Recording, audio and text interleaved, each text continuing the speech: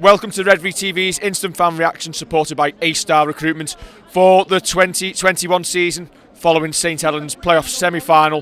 36 points to 8 victory over the Leeds Rhinos here at the Totally Wicked Stadium. This evening, routine? Happy birthday to me. Yeah, you know what? I think we literally bossed it. I don't think there was ever an issue with how we'd played. The result, I don't think it was ever in question. There was a couple of periods where Leeds kind of had a little bit of better play, but unfortunately, I'm not entirely sure that's the type of playoff game that you want. It wasn't in doubt. It wasn't one of them that you think were in any jeopardy here. Leeds brought a better game than last time we played. Last time we played, obviously, it was men against boys, but at the end of the day, we've done that quite comfortably. Peter, getting in front early on, we never really seemed to look back, did we? No, definitely not. I mean, I felt we were always in control, especially defensively. I'm messing up here. Somebody hold the mic. That's all right. Especially defensively. We only conceded 2 tries, and both times we're down to 12 men, and they had to scramble right into the corner. So that speaks volumes, considering there was a period in the second half, they had 3 sets on our line, and we kept them out. And that's what's going to win us the grand final next week. We know we can attack, but against a team like Catalan, they like to offload, run brilliant angles, and give you real defensive headaches. But it's going to be the defence that wins us the final next week. And I thought tonight, at times, it was absolutely outstanding. It's good, isn't it? The tactic that worked last time round, Alex Walmsley taking the ball down the middle. We didn't seem to really go away from that tactic early on, did we? We seemed to just get that lot of joy down the middle in the forwards as we did last time round. Yeah, so I think we did really well today, matching Leeds' physicality. I thought they did quite well defensively, even though we did end up pretty comfortable near the end of that. Obviously, a few decisions Kendall done in the first half maybe made that score and that gap a pretty smaller one it should have been, but pretty routine. It'll be good practice going into Catalan next week because as they are a big physical side, we have a better play out the back with Maloney and stuff, so we'll get there. I was going to say translate, but somebody's probably translating for me. and you look to me with the voice of reason. You're like half English now. You're down here that often. I'll let that one slide, I think. Towards the end of that first half, Kev, we got a couple of decisions go against us. We were just talking about, obviously, Sale Matauti got binned. Not every headshot should be a yellow, should it? Well, that's what I said to you. I'm not entirely sure every headshot should be a yellow, and that goes for both teams. I'm not entirely sure that... do you want me to hold that again? This is like pass the parcel for a birthday party. I'm going to mention that as many times as I can. 45 today. 41. Looking well on it as well. Thank you. Listen, Louis should just talk rather than Dave here. They can still hear me if they don't need to see me. Yeah, that's both teams. You look at the Leeds yellows and the Saints yellows, and we actually said Chris Kendall had made a rod for his own back that you've got to give them yellows, and you've got to do it. Now, there's a fine line between play welfare and foul play as well. We've seen it once, might have tried catching it on the big screen as well. But I'm not sure about you boys, but I'm not sure they were all yellows, Peter. I don't think the Matauti one was a yellow, and the second Leeds one, I can't recall which player it was, but both of them, there was mitigation because the player they were tackling either slipped or dipped in the tackle and they're about a foot off the ground. Now there's contact with head, yes, but when at normal tackling height, they're tackling like round the knees or just above the knees. That has to be factored in. You can't have matches decided potentially when a player is not. His head is almost on the floor. What are you meant to do? I realise it's in the rules that head contact's an automatic yellow, but I think next season they have to look at factoring in mitigation. Otherwise, you're going to have games where you'll get 4 or 5 yellow cards when a player slips into the tackle and the guy making a legitimate tackle attempt, hits him round the jaw, and it's. Chris Kendall probably followed the protocols, followed the rules. It's not necessarily his fault, but some has to be looked at. I agree that not every headshot has to be a yellow. There has to be mitigation. That's it. Nick, you play scrum half for Glasgow. Yeah. Glasgow RL will make that we'll get the name quite drop in.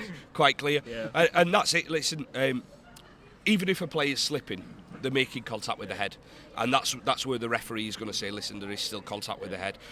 What's your view on it? I mean, as a player, it's very difficult for you then to switch your tackling angle if you're committed.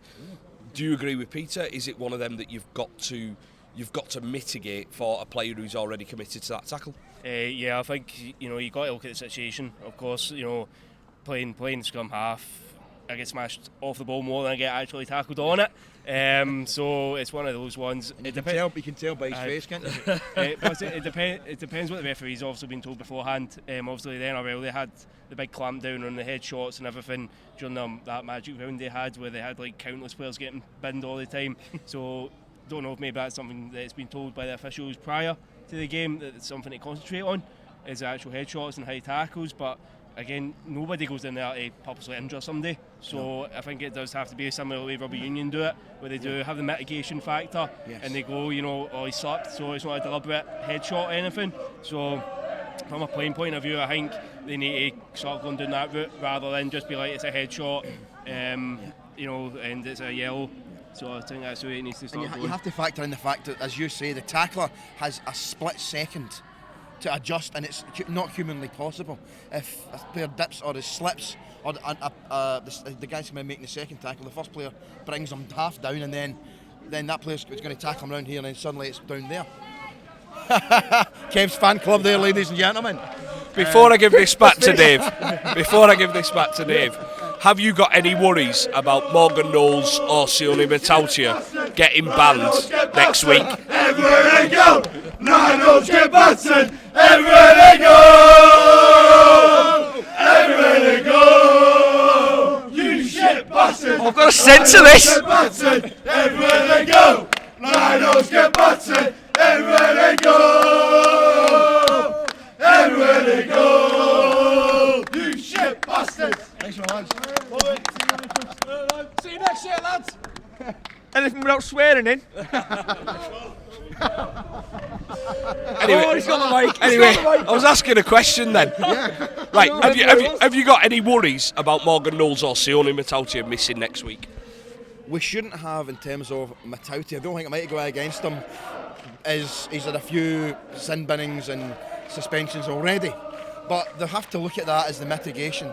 I mean, it's been dealt with on the field. I think it should be enough. I'm biased, I would say that. Morgan Knowles, we've seen players banned for that, possibly incorrectly. There was a few. Matautia at Wakefield in the prime example. They shouldn't be, but I suspect we'll have a very, very nervous wait until Tuesday. Yeah, you can have that back now. Thanks, Kev. Was there a period in that second half where we were in danger of, I think Leeds just started trying to rough us up, and we seem to fall into that trap a little bit, and I think Catalan will do the same next week, and we need to be very, very careful with our discipline if we want to keep everybody on the field. Yeah, I think so, especially in a match like that, although we're assuming that probably Liam Moore's going to get the final, the best referee by an absolute distance, and I think it's a final, it's 50-50. Obviously we're biased, we want Saints to win, but neutrals will look at that and think it could go either way and no result would be a surprise. If we keep our discipline and we perform as we have done defensively, like tonight, I think we'll have enough to beat them. But then again, Catalan were top of the table for a reason. They've been very consistent all season.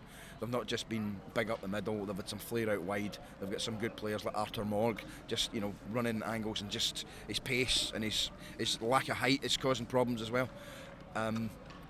So yeah, we've got to be absolutely switched on from minute one with this one, even for things like 6 against, an extra 2-3 tackles could kill us next week. I mean, against Leeds tonight we coped with it, we dealt with it, but against without any disrespect for Leeds, a proper team, a real proper team, it could be the difference between winning and losing. So we've got to.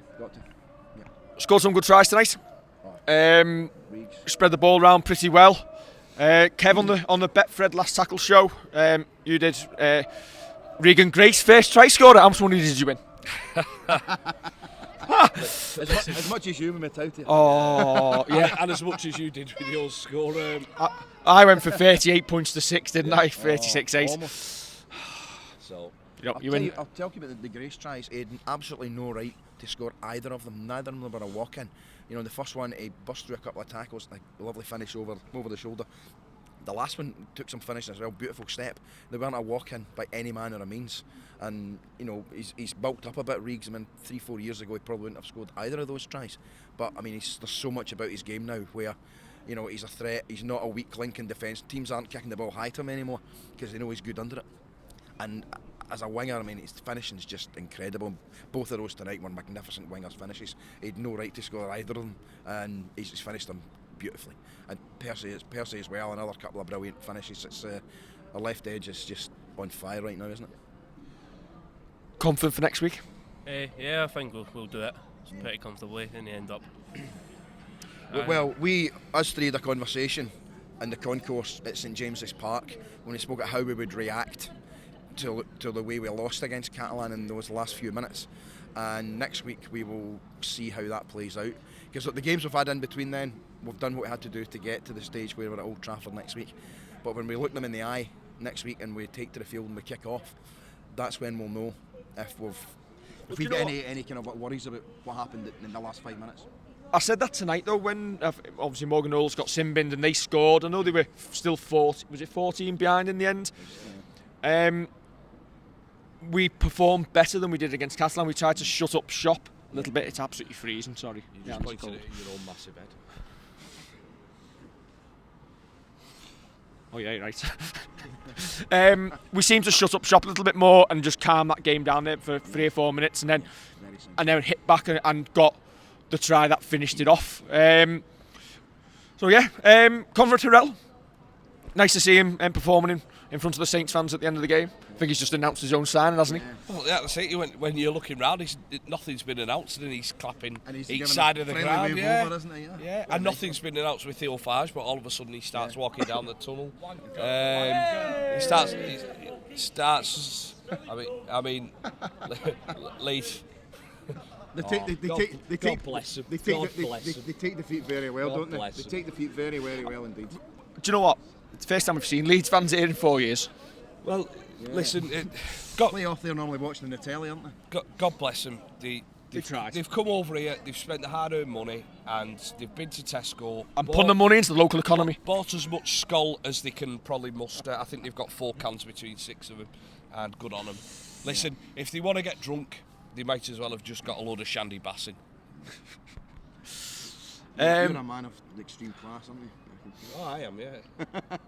Wait. Yeah. Oh, yeah. So obviously, end of the game. Nice to see Mike Rush dictating affairs, making sure that photo did not get taken until every single member of the club was under the sticks with the family members. Some of them took the time getting over there. Like, I think we were getting cold. I think there's probably about 4 million pre-shots there. Yeah. And then obviously James Bentley, Theo Farge, Conrad Harrell, Lachlan. Not Conrad. He's arriving. Lachlan Coote and Kevin Nagama. Obviously having the leaving shots, and then obviously serenaded off the pitch with a what's it called? What's the word? Guard of honour. Yeah. Yes. But I think it's safe to say that we've got another 80 minutes to go. We have. Well, that's it. Listen, no, it shouldn't take anything for granted. We've lost against Catalan twice, where it's been full strength against full strength, and we've beat them once when they've been under strength. Don't take anything for granted. Listen, we've won the last 2 grand finals, 3 in a row. If we win, absolutely fantastic. If we don't, that's what sport's all about, isn't it? We'll take it on the chin. Probably have a little bit of a whinge, as we normally do. As you usually do. Yeah, well, But that's sport. You've always got to have a whinge. But do you know what? Sky will love it if Catalan win next week. Yeah, so will everybody else. And we'll probably get pelters. But do you know what? It's a 50. For me, it's a 50-50 game. Would it shock us if Catalan won? No. Not at all. Do I think we'll win? I hope so. Yeah.